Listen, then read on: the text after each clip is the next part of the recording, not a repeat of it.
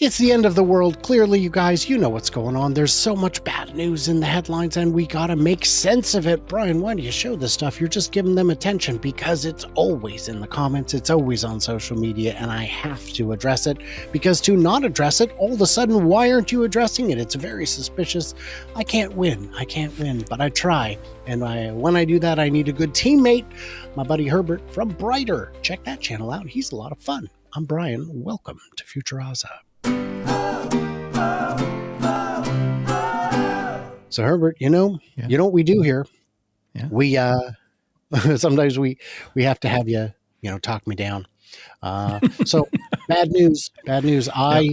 I went to the Googles and I typed in a very normal search term, Tesla sales fall. Right. And guess what I found? All kinds of, U.S. market shares down, Cybertruck sales down, EU sales down. What's really going on? Well, first of all, so let's break this down. Is Tesla just a car company? And if they're a car company, this is a real concern. Car sales have flattened. There's always some truth to every article. If you click that article, we'll go through it and we'll try to, figure out which kernel of truth was there and then which is the exaggeration. Does it matter that car sales are falling?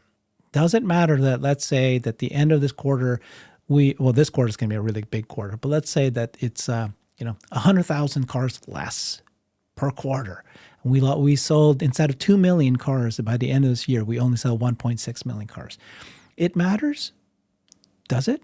Because where is Tesla headed towards? It's headed towards autonomy and it's headed towards robots.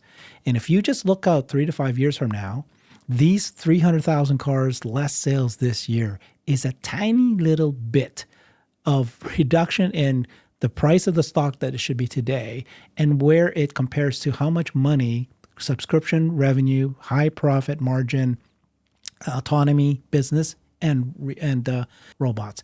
So the reduction in car sales matter more for the potential for robotaxis. They're all robotaxis at this point. They all have potential robotaxis. So you want more built for that reason, but it's a tiny little bit the future cash flows. So it's incredible that people still think that Tesla's just a car company and they're doomed because they can't sell the cars anymore. We have robotaxi alive and well right now. I would take it even further than you did. I would say we've seen the U.S. sales figures, and for the final days of the IRA credit before it is rescinded, we are seeing ridiculous sales. When we look at Berlin, we're seeing them add shifts. When we look at Giga Shanghai, they just had their best week of the quarter. And I would point out that since this video started, Giga Shanghai has made 3 cars. So that's pretty good. I would say that this is going to be a better quarter than last quarter. How much better remains to be seen, but it will be better. And Berlin, which had been running under capacity, is now selling cars into Canada. And that's a lucky bit of happenstance, because if they weren't, all the Canadian sales that are taking place right now would be sales that couldn't take place in the US during this shortage in the final days of that credit. So there might have been brand damage, but it wasn't as big as people thought that, oh my God, Tesla sales are going to just plummet. There was a little bit, but it was pockets. And then what really impacts sales is what impacted every car company out there, which is interest rates and economy and how people feel about investing and buying big ticket items. That is turning around, right? When interest rates being cut now in the US, things are going to start to improve for the next few years. So. And then the other thing, of course, is Tesla's been selling Model Ys and Model 3s, but now they're going to have the more affordable vehicles, and that thing is just going to be a totally new segmentation. Every time you bring down the price of a car by $5,000, when you're under $30,000, that's when the market, the TAM, the availability of who's buying it just skyrockets. And so this is going to become bigger than a Model Y sales. Roughly doubles we've seen in some reports. And worth noting that Germany has seen the largest reduction, but there's a triple whammy there. There is the brand damage, for which they're particularly sensitive. There's also the strong competition from domestic brands. There are a lot of German domestic brands and increasing competition from Chinese brands. So all of that adds up, but Germany is just one market. Mind you, it's a big market, but it is just one market. Hey, I've got more doom here. Dojo canceled. Okay. Am I worried? Well, you shouldn't be worried. But so first of all, think about this for a second, right? Tesla's a car company. Tesla's making autonomy. They've been working on FSD, of course, for years, and they're launching robotaxi. They've now making robots, and they're heading this way. The Tesla's an AI company. All these kind of companies, but did you know that they're actually making their own inference chips? These are the chips that they get in the cars. Tesla makes it itself instead of buying it from NVIDIA. So They Tesla design decided, it. They design it. Elon goes, you know what? We should create our own training computer chip, GPU, Dojo. Let's work on it. So they start working on this thing and start building it. But it's just an add-on. It's like, whoa, if you can do this, what a great new business. If they stop doing it, it's not a bad thing. But here's the thing. Dojo is a computer chip that was designed for training, which is what you can buy NVIDIA chips for. And they're headed in that direction. What he realized, which makes a lot of sense, right? He partnered with the Samsung. They're spending $17 billion with Samsung to build these inference chips. What he realized is that the future is about inference chips, not training chips, GPUs. Jensen Huang, CEO of NVIDIA himself, said this 2 months ago. He said that there's going to be 1 billion times more inference chips than training chips. Sure. So because the future is inference. Inference is the chips that you will use in the device, whether it's every single bot, every single phone has one, every single car has one. That's what you need to build. And so Elon decided, let's focus 100% on these inference chips, which, by the way, can also be used for training. And that's a bigger market. So this whole idea that, everybody left, I don't actually buy that. What happened was Dojo collapsed because people didn't want to do it anymore. In fact, it's the other way around. Because the reason why is the people left after Elon struck the deal with Samsung. You don't strike a deal with Samsung the month before you announce it. This was already well on its way for over a year. That we need you to build this fab. We need to invest in it. We're going to have exclusive access to all your chips you produce. So it was a brilliant move by him, and so I don't see that as a negative. I see that as a tremendous positive. I would also add that if you're going down the wrong road, and as soon as you realize it, you need to turn around, and you could throw bad money after good and just keep doubling down on your sunk cost fallacy, or you could. I think when they were investing in Dojo, they thought that they had a new approach. Problem was that NVIDIA kept improving and they got better and better. And then they found themselves going, well, what are we doing actually? Because we thought we were going to leapfrog NVIDIA, but we're not. Let's just use NVIDIA at this point. And let's double down on inference. And that's where the money's going to be. Yes. I could buy a shovel for $5, or I could go out and smelt my own steel, my own iron. And I'm going to buy the shovel because even though there are companies that could do it better, I'm not one of them. Hey, Tesla Semi reportedly faces price increase and delayed again. Now, this is from July, updated in July. And this is, based on what I can only call not facts. Because, oh my gosh. Yeah. Because it is according to Electric, which of course is Fred's way of lashing out at the world. This is unfortunate, but is there any concerns with Tesla Semi? Again, everything has a kernel of truth. It's been delayed for many years, but now we're well on our way. Dan Priestley, the person in Tesla in charge of this program, just confirmed, right, yesterday that we're going to go to full-scale production next year. This is not, there's nothing here that is derailing that progress. So all the delays have already happened, but now sounds like Tesla is full force moving forward. Absolutely. And we're getting these big announcements about how it's going to work. And for that matter, all right, well, okay, fine. So none of those are doomy gloomy. Solar, we're kind of done on that front though, right? This is fun. Yeah. What happened to Integrated Solar Dream? Yeah, absolutely. So obviously this was not everything Tesla does is a success. One of them is they did buy Solar City and there was big promises. Remember when Elon went to the Hollywood lot and he showed off these beautiful solar, 3 different kinds of roofs, and they're gorgeous, and it was going to take over. And then all of a sudden, over the next couple of years, 3 years, they stopped. They just couldn't sell it. They couldn't make it profitable. Whatever the problem was, they pulled back. My theory of what happened was that they couldn't make a residential solar roofs profitable. They pulled back. But I think that they're not done with solar. In fact, what I think is going to happen is you're going to hear a big announcement very soon as part of Master Plan 4. Energy generation is critical for Tesla's plans in the future. The best way to get energy generation, if Tesla's not going to get into the nuclear power plant business, they're going to build solar farms.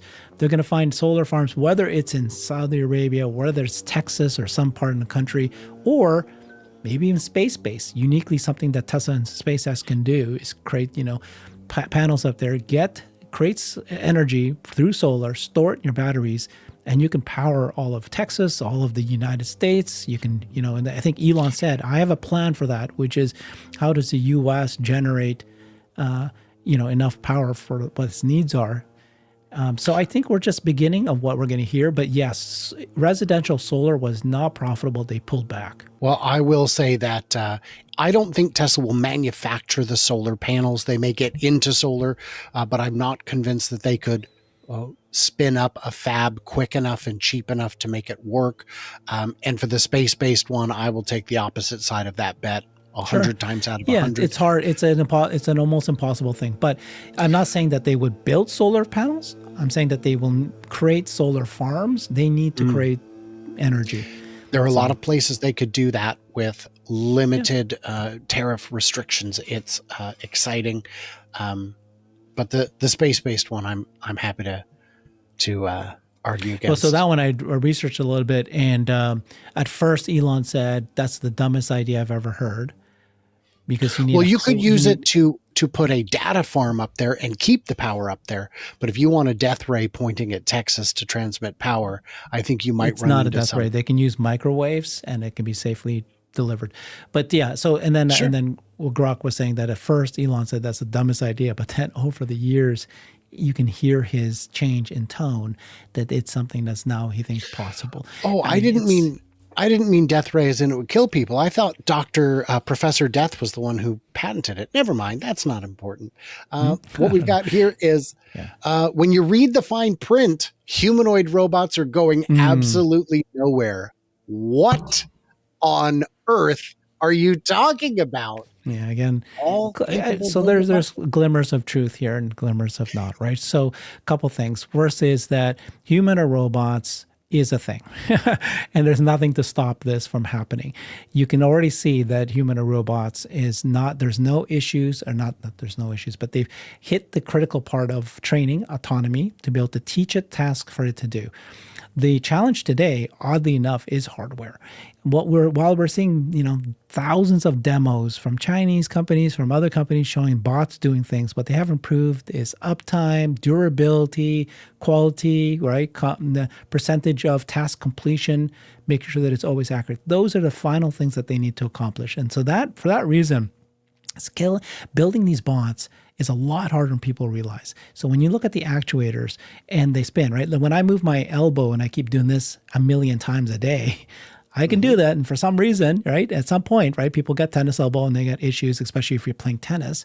But most humans, this survives you a lifetime. I can pick up a 50-pound box and this is fine. Human robots have to be so accurate. That actuator needs to be something that doesn't get caught, doesn't get bent, doesn't get, and so that machinery of that actuator is very difficult to make at scale to last for long.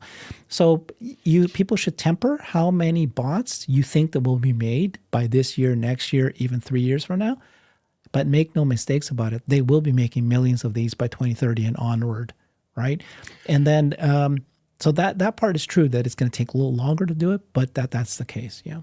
Well, I just love that this author, Frank, is saying that Tesla's definitely wrong about it, but so is Figure, so is Agibot, so is everybody. Guys, there are tens of thousands of brilliant engineers, perhaps 100,000 or more brilliant engineers on the case. And this clown knows better than all of them. So that's exciting. Hey, do you know Tesla's... Oh, but I want to make a point about robots in the home. So you do hear, Tesla, Figure, 1X is specifically going right for the home. I'm very doubtful that we're going to see a robot in the home anytime soon. You might see onesie, twosies being tested, but it's not going to be something that all the homes are going to start buying. And the main reason is two reasons. One is safety, right? These bots have to get past this cobot certification where you can have a bot near, children, people in wheelchairs, elderly, and make sure that they don't break their arm accidentally and those kind of things.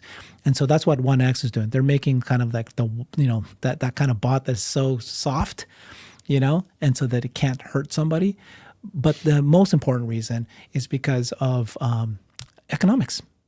Mm-hmm. Why would you, as a robot company, let's say you can make 100,000, let's say you can make 10 million robots. Why would you sell it to the home and consumer might pay you the max, I would think $3,000 a month, 30 grand, maybe something like that per year?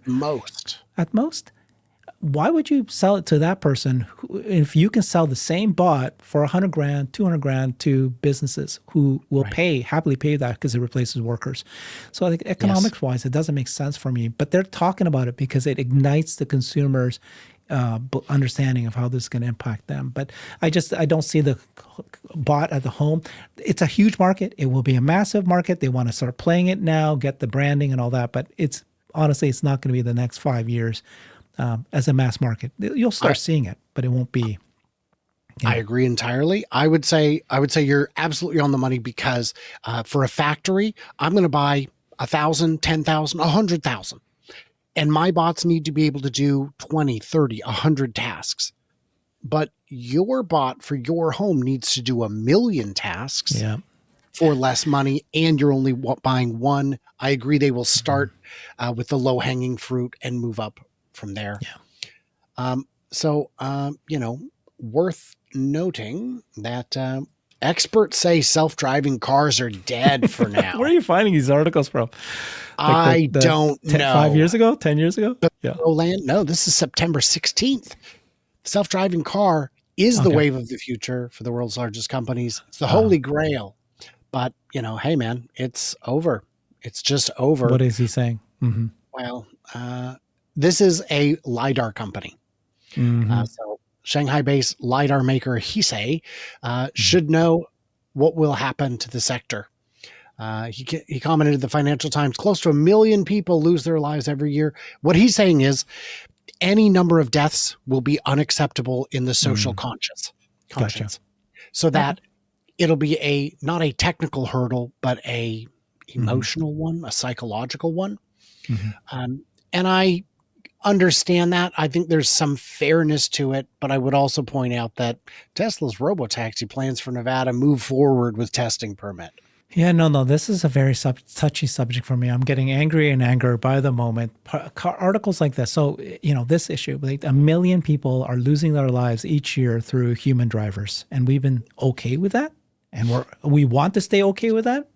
And so if you create a technology that can save human lives, even if one death alone, you should stop it and it should never happen again.